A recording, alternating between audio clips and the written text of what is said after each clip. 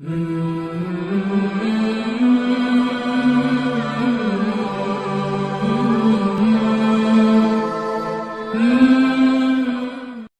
مرشد دنیا سے چلے جاتے ہیں تو کیا مرید سے تعلق رہتا ہے، اور کیا وہ اپنے مرید کا ایسے ہی خیال رکھتے ہیں جیسے کہ دنیا میں رکھتے تھے؟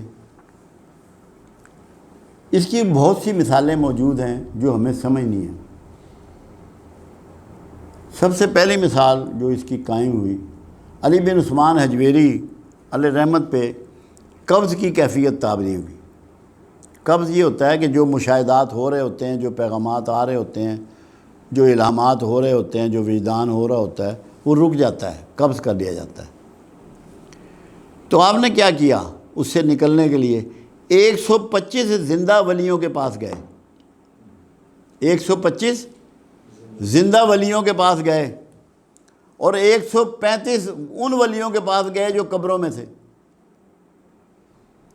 اگر ان کو یہ پتہ ہوتا کہ یہ تو میری کوئی دعا میرے لیے نہیں کر سکتے، کوئی ٹیچنگ مجھے نہیں دے سکتے، تو کیا علی بن عثمان حجویری المعروف داتا گنج بخش یہ حرکت کرتے؟ سوچنے کی بات ہے، سوچئے ذرا۔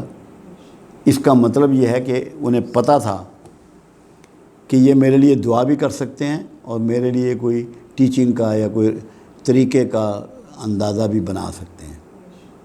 دوسری بات دیکھیں، انہی داتا صاحب کے مزار پہ معین الدین چشتی اجمیری رحمۃ اللہ علیہ نے چلہ کیا، جب مراقبہ کیا، کہ جب اٹھے تو شعر کیا لکھا، جب اٹھے تو شعر کیا لکھا؟ گنج بخشے فیض عالم مظہر نور خدا، ناکساراں پیر کامل کاملانہ رہنما۔ اب وہ کاملوں میں تھے معین الدین چشتی، بہت بڑے اللہ کے ولی ہیں، بہت بڑا نام ہے، تو وہ خود کو کہہ رہے ہیں یہ کاملوں کے بھی رہنما ہیں۔ اگر رہنمائی میسر نہ آتی تو کیا یہ جھوٹ شعر لکھتے وہ؟ جی یہ ذرا غور طلب باتیں ہیں۔ دوسری بات، 600 سال سے زیادہ گیپ ہے علامہ اقبال کا اور جلال الدین رومی کا۔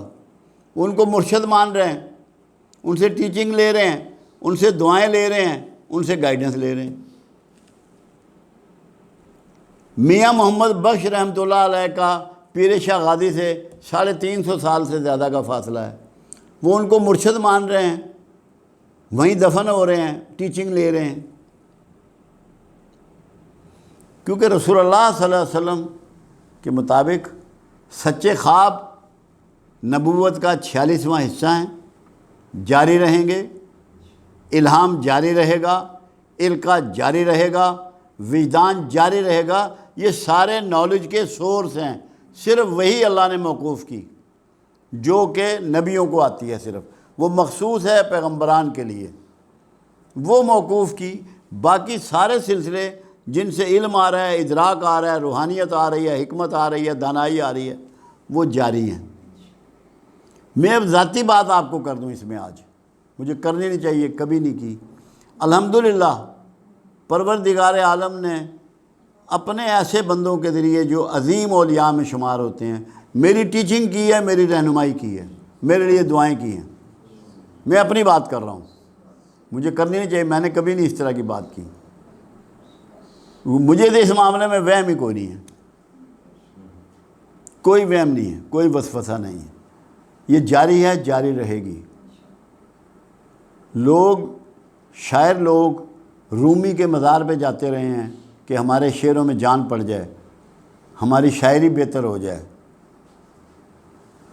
امام شافعی رحمۃ اللہ علیہ نے امام ابو حنیفہ رحمۃ اللہ علیہ کے قبر پہ جا کے نوافل ادا کیے ہیں کہ میری دعائیں قبول ہو جائیں۔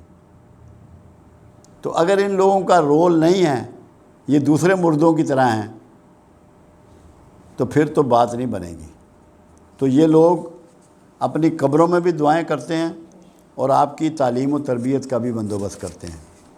میں نے اور بھی بہت سی جگہ، بہت سے واقعات میں ان لوگوں سے ٹیچنگ لی ہے، دعائیں لی ہیں، جن کا میں فرداً ذکر نہیں کرنا چاہتا۔ ابھی بھی جب کبھی ضرورت پڑتی ہے تو کہیں نہ کہیں ان سے آگاہی ہم لیتے ہیں۔ یہ دیتے ہیں۔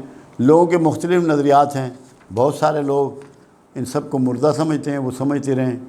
ہمیں تو یہ پتہ ہے کہ ان کا فیض جاری ہے، کیونکہ اللہ کی ایک سنت ہے جو بدر کے ایک واقعے میں سمجھ میں آئی۔ ایک اصحابی بدر سے ایک گناہ کمٹ ہو گیا، گناہ سرزد ہو گیا، تو عمر فاروق رضی اللہ تعالیٰ عنہ رسول اللہ سے بولے صلی اللہ علیہ وسلم کہ یہ ملعون ہے۔ انہوں نے کہا نہیں عمر، یہ اصحاب بدر میں سے ہے، اللہ ان پہ انعام کر چکا، اپنے راضی ہونے کا اظہار ان سے کر چکا، اس نے اپنے اوپر حد لگوا لی ہے، اس کو خبردار اب ملعون مت کرو۔ اللہ کی سنت یہ ہے کہ جو انعام کسی کو دے دیتا ہے اس سے واپس نہیں لیتا۔ موت کا مطلب نہیں ہے کہ جن اولیاء اللہ کو اس نے اولیائی پہ فائد کر دیا ان کو مرنے سے معزول کر دے گا۔ اللہ کا یہ سنت اور یہ طریقہ نہیں ہے، یاد رکھنا یہ بات۔